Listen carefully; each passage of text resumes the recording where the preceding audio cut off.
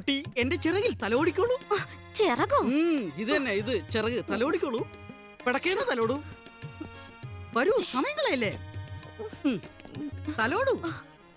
ആ ഛേ, ആ പിശാച് അച്ഛൻ എന്നെ പെട്ടെന്ന് തലോടൂ. അങ്ങനെ മാന്താനല്ല, തലോടാൻ. പൊന്തു പൊന്തു പൊന്തണില്ല. കണ്ടപ്പോ ഇത്ര ഭാരം തോന്നിച്ചില്ലല്ല. എവിടെ നിന്നാണ് ഇത്ര ഭാരം നടത്തുന്നത്? എന്നാലും നല്ല സുഖമുണ്ട്.